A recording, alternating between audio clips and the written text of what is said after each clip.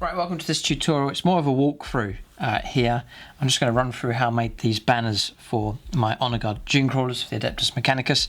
So if you follow me on Instagram, you'll see that I released a few teaser pictures letting people know what I was up to, and then finally revealed I was working on these banners here to go on top of my Dunecrawler tanks. Just add a bit of height to make it a bit more ornate looking, a bit more Roman sort of style. So in this video I'm just going to cover how I made them, and then just with my instructions you should be able to make them yourself, no problem at all. I'm very happy with the outcome here. There's that banner just there. Now I've done it to all three, and they're meant to be completely over the top, extra high, you know, they're very large, these banners, but it's all deliberate. I want them to really sort of, you know, Adeptus Mechanicus, praise the Omnissiah sort of style, and a big display, a big celebration of colours and this great army march into battle. So you can imagine these banners here fluttering in the wind as the army marches on parade. That's the kind of feel I wanted. I'd like to bring in a bit more colour and just to sort of show these vehicles off. And they sit usually at the back of my line, at the heart of the army, and then just letting loose with lots of firepower. So these banners here, quite a focus, and they draw a lot of attention for sure. Right, so I've zoomed in here just to give you a close-up view of the banners. There's that one there. And they're magnetised, so I can still pack and store them the same, protect the banners, wrap them up nicely, and then before the battle I can stick them on. Very practical doing it that way. I'll show you, just give me a close-up views now of these. Just give you the kind of results that you can expect. And here's the other one. A couple of hours, I'd say 3 hours to build them, to cut out the flags, paint them up as well, but I think it's well worth it. I always love banners, and it's a real opportunity here to add in some completely over the top banners here, but a great addition to your Ad Mech Army. You could take inspiration for this and apply it to any of your armies, especially Imperial sort of armies, and you can add your own flags in, but this is for the Adeptus Mechanicus, and I stuck them on these vehicles, and I think they're a good job. So, credit where it's due. The inspiration, I encourage you to follow me on Instagram, because it's a great way of being informed of new video releases that come out, and I also take a lot of pictures of what's coming off the painting desk, sneak peeks. You get pictures of units before they're seen on YouTube. So Instagram's a great platform, you know, fantastic. A lot of people are using phones now for watching videos and for browsing and so on. Instagram's brilliant, and so you can follow me there, and you just get a constant feed of what's going on, projects like this and others on the way. So on Instagram there is a page called they're called Warhammer Art. I follow them, so if you check out who I'm following, you'll see them on there. If you scroll all the way down, it's a good few hundred posts down now. Someone's made some animations of the different 40k factions. So there's Town, Sisters of Battle, and so on. And it's like an army, and it's an animation where they're all firing their weapons and so on. Well, the one for the Ad Mech, it's 3 of these, and it's with these huge over-the-top banners, and the banners are fluttering in the wind, the weapons are being fired. I thought that just looks so cool. It just looks fantastic. I'd love those banners on these Dunecrawlers, and so that's where the inspiration came from. Meant to do it for a while. The army's been revamped. You should be seeing, if it hasn't already been released, a brand new army video for the Ad Mech. Chapter approved 2018, fully updated, new units added in. So working on them, getting the new units sorted out, I thought, right, now's the time to put these banners on these vehicles, and it's worked out so well. It's such a focal point. And when you see the army video that I'm putting together, at the end of that I'll zoom out, you'll see the whole army, and you'll see what effect the banners have. You know, there's an Imperial Knight in the list, and it just looks great walking alongside these with these banners. And pretty much the banner takes it to the height of the Imperial Knight. So just shows you how tall these things are. So it's a good height there. So what I'll do in this video, I'm not going to go through a tutorial because I've finished making this project, but I'll do a walkthrough, and it's going to be decent enough that you'll be able to copy what I've done. I'll give you all the details, I'll give you some measurements as well, so you can just copy exactly what I have done. So I've got a tape measure here. I'll measure these up for you so that you can copy exactly, or you can do your own variety if you wish. Okay, so the first part is the actual construction of the flag itself. So the rod that I've used is silver steel, it's called. It's like a stiffer sort of steel, because this is 1mm thickness. You could use brass. Copper's too soft, it'll bend all over the place. Brass you could use, but silver steel, get a hold of that if you can. A 1mm thickness. You can go thicker if you want, but for this kind of size it will bend if you force it, but it's rigid enough if you fit it. That's the 1mm thickness. You could go for 1.5mm, but I didn't want to go too thick on the flags for these. And the size, and again, you don't have to go exactly this what I've done here, but I'll give it to you in metric here. 11.5. You cut those into lengths of 11.5 centimeters, or 115 mil. Then that'll give you the size that I have here. So you cut those rods like so, and then I used super glue here for the construction. You get a quicker result and usually nice and strong if you're careful with it. So on top here you can see an end to the banner. Let's just zoom in. Here you can see this endy bit here. That is from these. It's the alternate weapon that these carry. So this is the Flechette Blaster. It's the other weapon. On that weapon there's an endy bit that you can cut off, and then I cut those and then put a dab of super glue and then just stuck them onto the end there. They should be strong enough without taking a bad knock. They should stick on there. I haven't had any of them coming off. Just dab of super glue, holding them on. You can use a bit of super glue activator spray as you hold it in place. Just line it up. You sit it on top, spray it when it's in the right spot, and then you can take the end of a pin, bit of super glue, and just dab more super glue on just to reinforce it. Instead of just a rod coming up, you've got a nice end to it, a bit more professional looking, a bit more realistic for a flag. Then here, this is the magnetization, and again you might recognise the base here that I've used, just painted it up to match the Onager Dunecrawlers, but the base is actually spare heads from these guys, just cutting off all the antennas, the eye bits and so on, just making it just a round dome.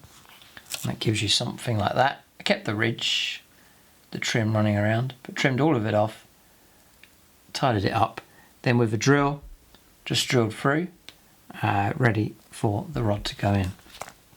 I'll give you exact details because it can be fiddly to get this right. So then on the vehicle, you can choose anywhere you want to put the banner. I chose here because there's already on the kit, if you have one of these you'll notice there's already a round disc there. I cut that off so it's flat, and then I super glued on a magnet here, just there. You can see it sitting. I haven't bothered painting it because you can't see it. It looks like a 4x1. Here, let's see if I can get an exact size. Again, you don't have to copy mate. 4. No, I'd say it's a 5. A 4x1 would still do it. 4x1 neodymium, however you pronounce it, disc magnet. You can get those on eBay. A 4 or 5mm by 1mm thickness, and you get hold of those. The strength doesn't really matter. I think it's N52 or thereabouts to be the strength. But just stick one of those on there. The banner's very light, so it should hold it in place. And then underneath on this one, the same magnet again, although the one I used here was a 4 by 0.5 thickness. So one of those thin magnets that I use, I've used it for sort of Eldar weapons, for some of the grav tanks and so on. You can hardly see it, it's not very thick at all, but you can just repeat and use the same 4 or 5 by 1mm, no problem at all. But the ones I had to hand was 4mm by 0.5, but that works fine. Hear that? It clicks on well, and yes, knocks off. It's okay, it's all right, holds it in place. If you want something a little bit more rigid, just use the same magnet at both ends, just it'll be slightly taller. But look, once that dome goes on, you'd hardly know the magnet's on there, so insignificant. Yeah, but to be a bit more rigid, just repeat the same. 4 or 5 by 1mm magnets, top and bottom. That holds it in place, and it can move about. It's not really going to fall unless it takes a big knock, and then it just goes back up again. But that's good. If you glue the whole thing in place, all of a sudden you've got a model that's twice as tall, and then you're going to knock the whole model over. So you want the banner to go over if it takes a knock during the game. Then for safety as well, just for eyes, your own eyes, leaning down, you want to poke yourself, so having that endy bit on there is a bit safer as well, because that is thin, sharp cut at the end there of that rod. So that's the structure of it. The steel itself was already steel, so I didn't spray that any further, but I made sure I sprayed this end here with the Army Painter plate mail, it's called, spray, silver spray. Sprayed that end and sprayed a bit on this end, and then just painted them up here. So the colour scheme for this, exactly how to paint one of these, is actually on the Plus channel. It's an in-depth painting tutorial. I'll show you how to paint Onager Dunecrawler to this exact colour scheme that you see here, and just repeat that process, patched it up using the same colours, just that. So that's your structure. With the hole I drilled, I left it quite wide, so there's a bit of manoeuvrability to try and get this straight. It is difficult because you're making multiple joins. You're drilling through this. You've got to drill through this to stick it in place. You've got a magnet that you're trying to sit as flat as possible. Plus you've got a magnet sitting on here you're trying to get as flat as possible. And all those small movements means that sometimes the banner doesn't sit up quite straight. So then to glue this straight, because you've got multiple components here, you glue all the magnet together, the base together, and it's all drilled out ready. You put it in place. You then, once it's set up like that, insert the rod. I usually dab it into some super glue. Insert the rod down into the hole, and then just line it up as straight as possible, and then set it. And that should give you a flag that's pretty straight. That shouldn't be a problem.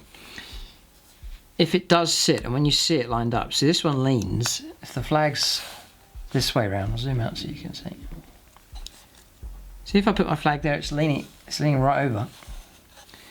So the key then, once it's all glued in place, is just to rotate your pole until you find a spot where it's sitting upright, which is there. That's a good spot, and that's the angle that I glued the flags at. So that's another way of just getting it nice and straight. So, because you'll notice that because you're gluing multiple components together, it's quite hard to get it all dead flat, as the flagpole can lean a little bit. And so, just to compensate for that, I found that by rotating it around, you can find the spot. Just look at how much that leans over. Right, as I rotate it around here, you'll hit a spot that's pretty straight. Then once you've found that area where it's straight enough, then that's the angle you want your flags to, the direction you want them to flow in. So structure done. Onto the actual flags themselves. Here, they're just made from paper. Standard paper. Here, top and bottom. And then I cut them out and then paint them up with the usual Citadel paints. And even the transfers, you've got to be careful when you add the bends, because the transfers can be damaged a little bit, so just gentle sort of creases I put in here. But the transfers have gone on the usual way. I apply transfers as well, a bit of PVA glue with water mixed up, apply the transfer, let it dry, and then add the crinkling effect as the final finish. So these banners are about 5.5 centimeters here. Yeah, 5.5 centimeters tall. And again, I was just guessing for what I saw on the animation. 2.5, bit less, 2.3, 2.4 coming out. But again, you can go bigger if you want to, or smaller, and you can change the height, whatever you want to go for. It's no problem. I did want to sort of over the top sort of size here. See, that banner's taller than the actual vehicle, but it's a deliberate. I wanted them over the top, and just to really draw attention to these vehicles. So I just drew them out, sharp pencil and ruler on an A4 page, paper page. Add strips for these, and then just cut the ends at that kind of angle. Very straightforward. And these 3 of those all drawn out. Then drew out these with a pencil as well. These endy bits. And then for here, these are the bits that attach to the pole, so you don't make them that size. They need to come out a bit further, because you're going to wrap them around the pole to actually physically stick them on. So allow for a bit of extra there with these bits just here. So once I've drawn them out, cut them out with a very sharp knife, and again using the ruler. And nice and sharp. It really makes a difference to have a nice sharp knife. And then once they're done, to stick them, I started to use PVA, but they start coming off. You've got to try and hold them in position. PVA takes ages to dry. The wood glue. So I changed to super glue instead. Sort of a nice thin super glue. And then with the end of a stick or a pin, you just dab it. I dabbed it onto the paper. So on this bit here, held it on, used my thumb, wrapped the paper around, and used my thumb now to push it in. And by the time you've done that, it started to set. Take your fingers away, and that's glued. You get an instant result, just that. And then wrapped the next one around, tucked it in, and then started at the top, tucked that one in to the right distance, and then did the bottom one because I want them to be parallel here. Not worrying about the middle ones, just did the top one, lined up exactly where I wanted it, then did the bottom one, wrapping it round, tucking it in, and then did the others, just to make sure they're all lined up nice and straight. And yes, the kind of result you get. I painted them after I glued them into position, so I know they're creased. The creasing is the very last effect, but they're all on nice and straight. And then for painting, I had a plain page, a waste paper page. I held them down and then just used the brush and painted these up. Here, went around as neat as possible. And again, this edge, this white edge here, it was drawn out in pencil, so just followed that nice and neatly with the red. And here I marked out this yellow edge with a pencil on the paper, so just followed that with the paint also. Just trying to be nice and neat. The white here I didn't leave plain paper, I did paint that white just to thicken it up as neat as possible. So this red is Wazdaka red, ceramite white. This yellow colour is Flechette yellow mixed with white. It gives a nice, I think a nice colour, goes well with the red and white. So once that's all painted, I then did a little bit of special effects. I actually did that after the transfers. The transfers came next. These larger transfers are taken from the Forge World Ad Mech transfer sheet. Because you get your larger Ad Mech transfers with these. So there's that one. And there's that one. This is the squad leader here. So that's a slightly different Ad Mech symbol. These look particularly nice. They've come out well. But got to remember, it's not just 3 transfers you need, whatever design you're going to go for. It is going to be 6, because you've got the other side to do as well. I didn't want to leave one side blank, so I had to think about, I need sort of 6 that are roughly the same kind of design. So this style here was quite good because they come in pairs. So I can repeat it both sides. As you can see, that one. But it's not it doesn't really matter. There's a bit of artistic license. That one don't match. Doesn't really matter. And the larger symbols, I ran out of the really big ones. There's a small one there, a larger one there. But again, no one's going to particularly worry. And then I numbered the vehicles. There's a few other symbols on here, but I numbered the vehicles here. So that's number 2, number 3, and the command vehicle is number 1. And if you look at the animation on Instagram, you'll see that I've pretty much followed that design layout pretty good. So one thing, it's up to you if you like it or not. You'll see that the extra long banner doesn't hold its strength. It drops down. Now that's realistic enough, it's okay. But in hindsight, you could maybe double the size of it and wrap it all the way around and make it twice as strong. But it might be a bit fiddly to do that. So I'm happy enough. And this banner that's underneath sort of supports it partly anyway. So you get a little bit of sag on there, but I think it's realistic enough, so it's come out okay. I could try and reinforce it with a bit of paint maybe, but I don't think it's going to make, there's not much I can do about it. But I'm happy enough where it's come out. Once everything's, transfers are all on, transfers again just applied with a bit of PVA and water, stick the transfer on, manoeuvre it into position, a bit of tissue just to dab it on. And then once that's done, a bit of Seraphim Sepia dabbed on just to make the banner a little bit of battle damage, a bit of grime. Wanted it to match in with the rest of the army. And then I did give it a spray of Militarum varnish. The whole thing. And this, I did put a bit of Ironbreaker paint on this as well. So the whole thing really has been painted. And then the Militarum varnish spray across the whole thing. Really does help, helps to seal in the transfers, strengthen the whole thing as well. And then finally, it's just the crinkling. So you just sort of, you gather these in your hands and sort of just bend them up and round them up like that. And then let go, and there it is. That's that kind of effect that you can get. I wouldn't go too over the top because you want the banners to be seen, and you be careful with the transfers. Would recommend you let them dry solid in position, because PVA glue is nice and flexible anyway, so it should flex okay. And then don't, just be careful around the transfers not to do too much bending, because they can start to crease or rip even though they're glued in place. So just a little bit to add a bit of realism to them, and they'll look fine. But there they are. It gives you an idea of what you can expect. But that walkthrough, I've given you all the details here, so you know you've got your own artistic license to play around with the sizes and the way I've put these together, but it seems to have worked out pretty well. I'm very happy with the results. So there it is, there's the walkthrough for those and the 3 banners that go on these. And it really does draw attention to these models, and indeed to the whole army. Love the idea of banners. Ad Mech look particularly good with them. So number 2 is that one.